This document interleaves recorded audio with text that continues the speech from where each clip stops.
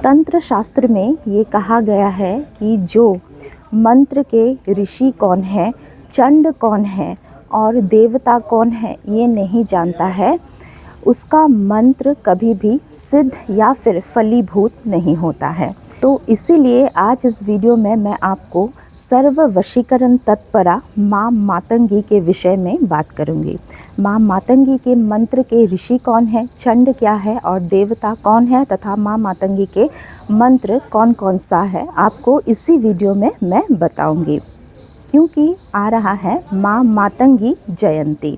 माँ मातंगी 9वीं महाविद्या है 10 महाविद्याओं में से। बैसाख महीने की शुक्ल पक्ष की तृतीया तिथि को जिस दिन हम अक्षय तृतीया मनाते हैं, उसी दिन माँ मातंगी का प्रादुर्भाव या फिर आविर्भाव हुआ था। माँ मातंगी को तांत्रिक सरस्वती आख्या दिया गया है। माँ मातंगी सूर्य ग्रह को प्रतिनिधित्व करती है, अर्थात सूर्य ग्रह की अधिष्ठात्री देवी है माँ मातंगी देवी। और स्क्रीन पे जो नंबर आपको दिख रहा है, अगर आपको तंत्र से या फिर एस्ट्रोलॉजी से जुड़े हुए समस्या के समाधान हमसे चाहिए तभी इस नंबर पे कॉल कीजिएगा। अन्य किसी भी जानकारी के लिए कृपया इस नंबर पे फ़ोन ना करें।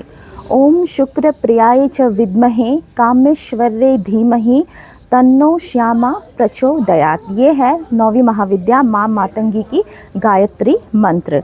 और ये जो गायत्री मंत्र है ये बहुत ही सेफ़ है जप करने के लिए, क्योंकि गायत्री मंत्र अक्सर बिना गुरु दीक्षा के जपा जा सकता है। लेकिन जिनके पास गुरु नहीं है वे लोग शिव जी को, महादेव जी को, जो कि आदि गुरु है, जगत गुरु है, देवादिदेव महादेव को गुरु बनाकर मातंगी माता तथा अन्य देवियों की साधना उपासना कर सकते हैं। क्योंकि ऐसा माना जाता है कि गुरु के बिना साधारण भक्ति भी निष्काम है। इसलिए महादेव को गुरु हम निर्भय होकर बना सकते हैं और देवी देवताओं की पूजा आराधना कर सकते हैं। माँ मातंगी के विभिन्न नाम हैं, जैसे उच्छिष्ट चंडालिनी, राज मातंगिनी इत्यादि। लेकिन इस वीडियो में मातंगी माँ का जो पूर्ण रूप है, जिन्हें सिर्फ मातंगी ही कहा जाता है, अर्थात जो कि माँ कामाख्या की प्रधानमंत्री भी माना जाता है, उसी रूप के विषय में और उसी देवी के मंत्र के विषय में बात करूँगी। तो माँ मातंगी के मंत्र के जो ऋषि है वो है मातंग ऋषि, चंड है अनुष्टुप चंड और देवता है माँ मातंगी। माँ मातंगी की साधना करने से वाक सिद्धि की प्राप्ति होती है, बुद्धि का विकास होता है। और जो तांत्रिक है, एस्ट्रोलॉजर्स है या फिर अकल्ट साइंस में जो जुड़े हुए हैं, उन्हें तो माँ मातंगी की पूजा ज़रूर रूप से करना ही चाहिए। कहा यह भी जाता है कि माँ मातंगी की पूजा करने से आकर्षण बढ़ता है और वशीकरण का जो विद्या है, वशीकरण का विद्या एक साधक को जल्दी प्राप्त होता है, अर्थात फलीभूत या फिर सिद्ध होता है। 9वीं महाविद्या माँ मातंगी का जो बीज मंत्र है वो है ह्रीं क्लीं हुं। इसमें बहुत से साधक ह्रीं क्लीं हुं मातंगे फट स्वाहा का भी ऐड करते हैं। लेकिन माँ मातंगी का जो बीज है, असली बीज है, वो यही है ह्रीं क्लीं हुं। और इसी बीज के जो ऋषि है वो है मातंग ऋषि, चंड है अनुष्टुप चंड और देवता है माँ मातंगी देवता। इस मंत्र को अक्सर 6000 बार जप करने से कहा जाता है कि मंत्र का पुरुष चरण हो जाता है। उसके बाद दशांश हवन करना चाहिए और हवन सामग्री में भी विभिन्न प्रकार के द्रव्य मिलाया जाता है माँ मातंगी की साधना में। इसी तरीके से माँ मातंगी का जो गायत्री मंत्र मैंने थोड़ी देर पहले आपको बताया था, उस मंत्र का भी आप पुरुष चरण कर सकते हैं। विधि यही रहेगा, 6000 बार जप रहेगा और दशांश हवन रहेगा। इस मंत्र से जब हम हवन करेंगे, आहुति में हम क्या प्रदान करेंगे, कौन से द्रव्य से आहुति देने से हमें क्या फल मिलता है मातंगी की साधना में, आइए आपको बताती हूँ। माना जाता है कि नीम या फिर तंदूल यानी तांबुल का जो आहुति है वो प्रदान करने से लक्ष्मी की प्राप्ति होती है।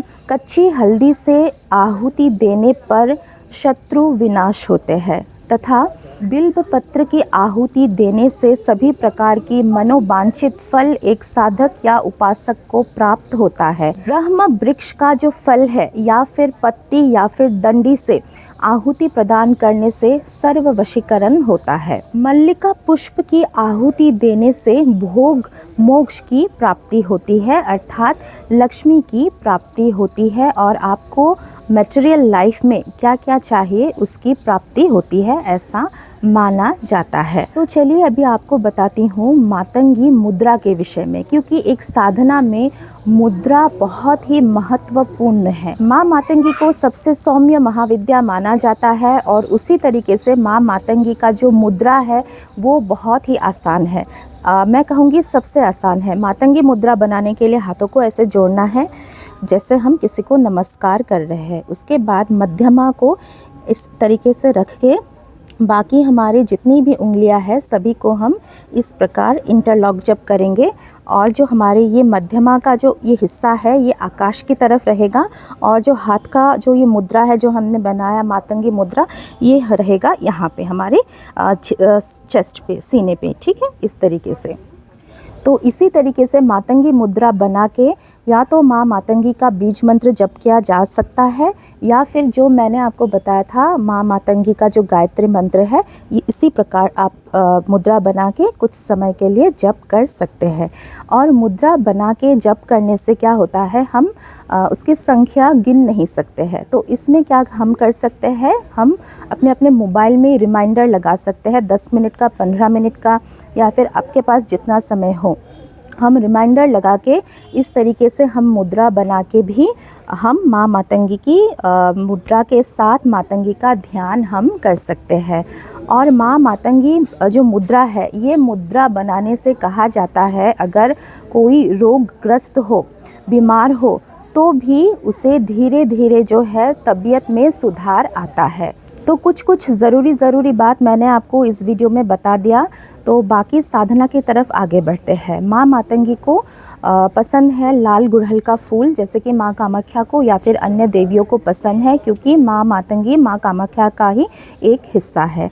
उसके बाद माँ मातंगी को कहा जाता है उच्चिष्ट चंडालिनी और उनको अक्सर जूठा खाना भोग के स्वरूप में अर्पण किया जाता है, लेकिन बिना दीक्षा के कोई भी जूठा सामान आप ऐसे ही माँ को मत चढ़ाइए, क्योंकि उसमें भी विधि विधान होता है जो कि एक गुरु ही एक शिष्य को प्रदान करता है। इसीलिए सिंपल तरीके से माँ मातंगी को आप जो भी मौसमी फल होता है वो अर्पण कीजिए प्रसाद के स्वरूप, या फिर खीर, या फिर जो भी आप बनाते हो, खिचड़ी बनाते हो, मिठाई है, जो भी आपके पास अवेलेबल है उसी सामान से माँ मातंगी को आप भोग लगा सकते हैं। माँ मातंगी का जो साधना समय है वो सूर्यास्त के बाद ही किया जाता है। अगर रात्रि के समय रात 10 बजे के बाद करें तो और भी अच्छा है। आसन रहेगा लाल आसन, साधक पहनेंगे लाल कपड़ा। और माँ मातंगी का जो बीज मंत्र है या फिर जो भी मंत्र है अक्सर अन्य माला में जपा जाता है, लेकिन वो गुरु के निर्देश के हिसाब से ही जप करना चाहिए। इसीलिए जो लोग सिंपली साधना करेंगे, उपासना करेंगे, वो लोग रुद्राक्ष की माला से ही माँ मातंगी का जप अनुष्ठान कर सकते हैं। तो आशा करती हूँ ये जो वीडियो है आपको थोड़ा सा ही सही अच्छा लगा। अगर अच्छा लगा तो वीडियो को ज़रूर लाइक कीजिए। चैनल पे नए आए हों तो चैनल को ज़रूर सब्सक्राइब कीजिए। चलिए इस वीडियो से विदा लेते हैं, मिलते हैं अगले वीडियो में। जय माँ कामाख्या, हर हर महादेव।